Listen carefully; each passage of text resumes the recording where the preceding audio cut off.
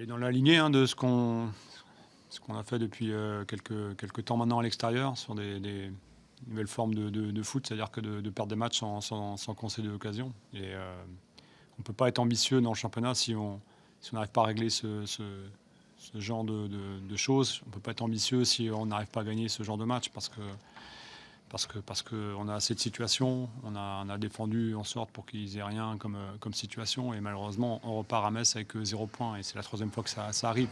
Donc on n'arrive pas à être performant à l'extérieur en termes d'efficacité parce on doit ouvrir le score évidemment et que le match après il tourne autrement, c'est évident.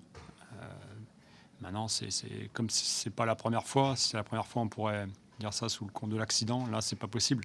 Ça fait 3 fois à suivre et ouais, c'est dur. Ouais.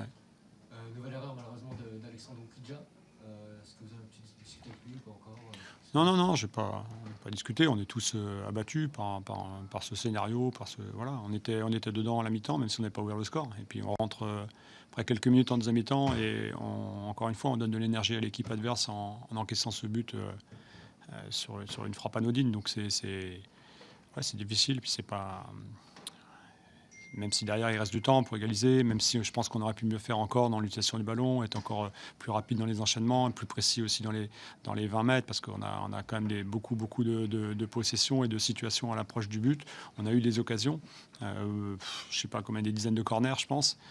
Mais voilà, la finalité du foot, vous la connaissez comme moi, c'est de marquer. Et quand on pensait que c'était le cas, le gardien est arrivé et a sauvé leur but. Donc c'est récurrent et c'est un gros problème. Ouais. vous allez prendre le temps de réfléchir à la place de Bah, gardien? on a moins de temps que d'habitude, puisque même si nous on joue que lundi, mais la semaine entre guillemets elle est raccourcie. Mais non, non, ouais, c'était vraiment un élément important qu'on voulait régler ce soir, c'est-à-dire que gommer ces deux matchs, arrêter de faire des conneries, et puis de nouveau être performant et lancer une série. Et puis finalement, on recule de nouveau de deux cases après avoir avancé suite à la victoire de Guingamp.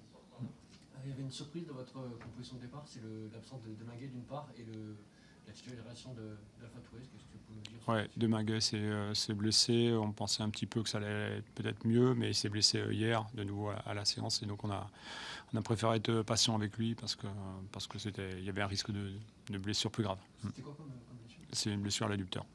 Vous avez pensé quoi d'Alpha Touré ça? Je pense qu'il a fait sa prestation. Il a été intéressant dans l'utilisation du ballon, dans la récupération aussi. Pour une première, c'est très intéressant.